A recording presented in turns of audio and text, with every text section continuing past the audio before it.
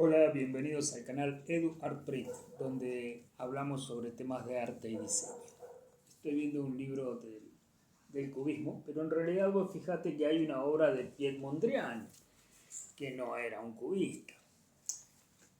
En realidad esta es una primera de tres partes de esta colección de Viscontea, que venía en fascículos en su momento y después venían las tapas para encuadernar. Ocurre que esta tapa está diciéndonos que todos los movimientos se van encadenando unos a otros. Por eso aquí esta obra de Mondrian, que es este árbol rojo, que él fue descomponiendo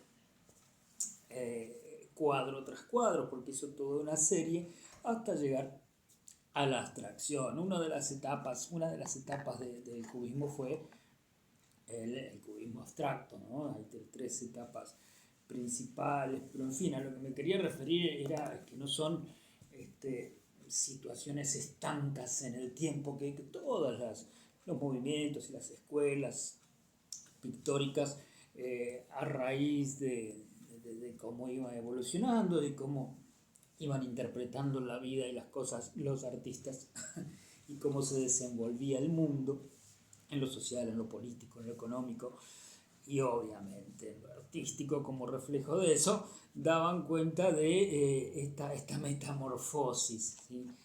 Temática y en la imagen, ¿no? En realidad ambas cosas están relacionadas. Cuando uno empieza a estudiarse, se mete más en lo que es la parte formal, no en lo morfológico. Y ahí hay discusiones, siempre, o digamos que hay distintas alternativas para aprender, en el sentido de que o solo nos dedicamos a la parte formal o vamos viendo ambas cosas, ¿sí? ¿Qué relación tiene la forma con la situación del arte en ese momento, la sociedad de la época, la realidad política, los personajes fundamentales y cómo pensaban, los hechos mundiales y cómo influían, ¿sí? Eh, a ver, eh, creo que todo es válido. De todas maneras, uno al principio generalmente está tentado por la forma porque se va fascinando, ¿no? Y van siendo un poco el opuesto del anterior, ¿sí? Los movimientos, donde hay una constante que la podemos establecer, como por ejemplo la visión del espacio, cómo se concibe el espacio a través de esos distintos movimientos. Otros hablan de cómo se concibe la luz, pero están relacionados. Eh, qué sé yo, por ejemplo, la Edad Media era plana, ¿sí? Donde tenías bien clarito, hablo de Occidente, ¿no? Eh, el cielo, la tierra, ¿no? Tenía perfectamente la simetría, porque la simetría tenía que ver con determinados parámetros de rectitud, de orden, que tenía que ver con los clientes de los artistas, que eran la gente de la iglesia, ¿sí?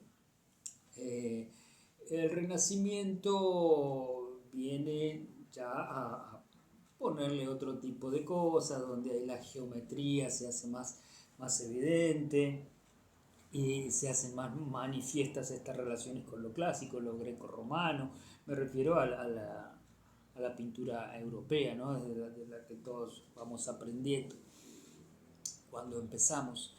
Pero ahí surge el manierismo, un manierismo con estos referentes en Italia, que digamos, y ahí está la transición. Por ejemplo, Miguel Ángel, que fue renacentista, en sus últimos años fue manierista. Una de esas testimonios de eso ya es el juicio final de la Capilla de Sixtina, y una obra que a mí desde chico me quedó muy grabado, que era un cuadro realizado a témpera sobre tabla, que era la Trinidad, donde está la Virgen así dándose vuelta, retorciéndose. Podía ir más fácil por el otro lado, pero Miguel Ángel quiso mostrarla como en serpentina, ¿no? Que era una característica de su manierismo. para alcanzar al niño, que se lo está dando José. Y en el fondo hay una barra horizontal que debe ser de cemento, que está en el piso, algo así, que divide en dos a la escena, ¿no? Están ellos en primer plano, viene ese corte abrupto y atrás unas figuras. Las figuras están paradas así, como charlando, y están desnudas. Ahora, a esa figura, como está medio fuera de foco, así en un tercer plano, no se le distingue bien que una definición acerca del sexo, porque no es que no tenían sexo, tenían los dos sexos. ¿Mm? El tondo doni es la obra, tondo porque es redonda. Y entonces, ¿qué ocurre? Claro, yo estaba en la escuela primaria, terminando la primaria, y sacaba de la biblioteca esas colecciones que miraba, creo que era el Centro Editor de América Latina, y miraba esas obras y leía. Y claro, entonces yo copiaba Renacimiento, entonces dibujaba las figuras con los dos sexos, así, yo tenía toda una serie. Entonces lo veía la gente grande y no sé, cualquier delirio decían porque yo dibujaba las figuras con los dos sexos. ¿Qué me iba a poner a explicarle yo a los 11 años a esa gente grande? Entonces imagínate en un pueblo donde había mucha gente pacata. Hoy en día en los pueblos pequeños de- de muchos países, no solo es Argentina el tema. Está lleno de gente pacata, incluso de sociedades pacatas. Hay tribus así. Entonces, ¿qué le vas a explicar a esa gente que hace de la ortodoxia y de el conservadurismo, ¿sí? Un reglamento y sus principios de vida, sus axiomas, ¿no? Y a partir de ahí juzgan y prejuzgan a todo lo que tienen alrededor, y las cosas, los hechos y las personas. Entonces imagínate un pibe de 11 años enfrentado a eso, no, te callas la boca. Y bueno, hoy creo que ya se le da más importancia a lo que dicen o piensan los chicos y se los escucha. Por ahí no del todo, pero bueno, hay un avance respecto de eso. Pero el manierismo realmente fue muy influyente en toda la parte pictórica que hice. Ahora, como te decía en algún otro video, desde lo técnico, el manierismo a mí me ayudó, pero sobre todo la parte de los flamencos, no tanto los italianos, porque los copiaba y eran rigurosos en todos sus detalles, cómo manejaban eh, los colores para hacer las distintas texturas, los metales, la piedra, las texturas de las frutas, ¿no? Toda la serie de la naturaleza muerta, eso realmente fue, y es digno de que esas obras sean copiadas rigurosamente y así se aprende, ¿no? Más allá de lo que te pueda decir un maestro, indicarte acerca de teoría del color, la forma, el espacio, composición, etcétera, etcétera. El barroco, por supuesto, y ahí sí ya viene la expresión. Ahí indefectiblemente no podés estudiar solamente la forma, ¿no? Eh, de los barrocos, ¿qué te puedo hablar? De Caravaggio. Me pareció también siempre muy interesante el Bosco. Bueno, esta gente que te hablo está entre una escuela y otra, ¿no? El Bosco como un manierista. Seguramente me voy a olvidar de alguno, pero bueno, Durero, que venía del Renacimiento también, muchos, sí, pero siempre hay gente que se destaca. Ahora después, por ejemplo, en cuanto si hacemos ya un salto en 1700, principios de 1800, cuando empezamos a ver el tema de los prerrafaelistas o el neoclásico, y hablamos de Inglaterra, un poco de Francia, y paralelamente se empieza a gestar el romanticismo. A ver, estos neoclásicos, si uno los ve desde el lado técnico, ¿sí? Eh, también puede rescatar cosas, ¿sí? Claro, el romanticismo implica toda una apertura, ¿sí? Una apertura de lo pictórico, y empezaban a testimoniar otro tipo de cosas. Entonces ahí volvemos otra vez a relacionar lo técnico con lo temático. Eh, por eso digo, es muy difícil aprender o enseñar solo desde lo formal. Y si te metes demasiado con la semántica de eso, todo lo que quería expresar en el contexto histórico, por ahí te perdés, si no tenés muy firmes algunos conocimientos básicos y elementales, te perdés, digo, de esa parte, de apreciar lo pictórico de cada una de las manifestaciones estéticas en la historia, ¿no? Por eso yo creo que va en cada uno y va en el saber del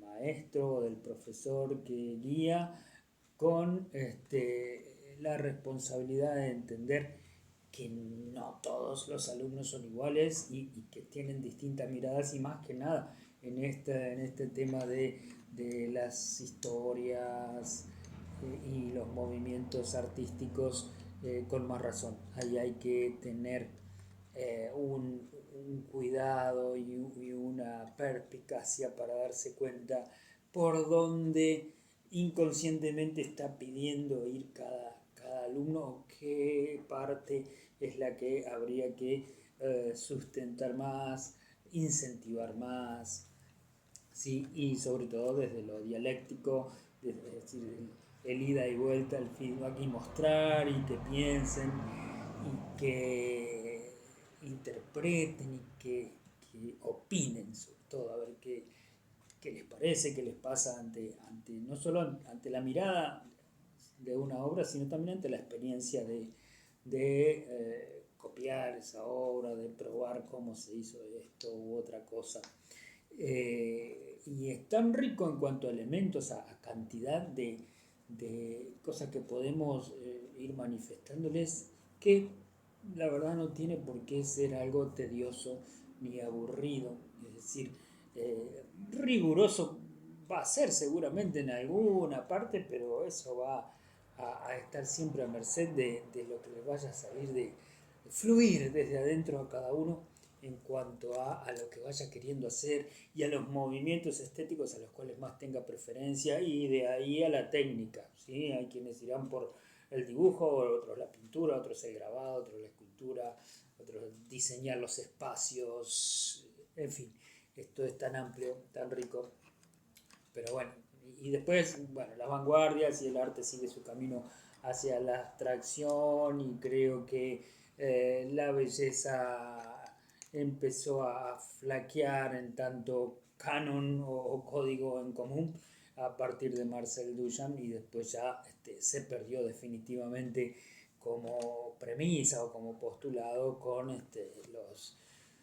los contemporáneos del 60 en adelante, aunque ya venían habiendo algunas manifestaciones, pero digo, en los 60 ya se manifestaron algunos artistas de la performance y de las instalaciones, donde decían que no buscaban la belleza como premisa. En fin, siempre existió el arte de lo feo, ¿no? Como el expresionismo alemán, etcétera, pero siempre feo entre comillas, todo en función de determinados cánones de belleza que hacían que cada obra sea armónica y tenga códigos en común entre el autor y el receptor. Eso garantizaba no solo armonía, sino también capacidad de comunicación y de este ida y vuelta del que yo te estoy hablando, que me parece tan necesario para las obras de arte, en tanto testimonios de un tiempo, de determinados contextos, y que sobre todo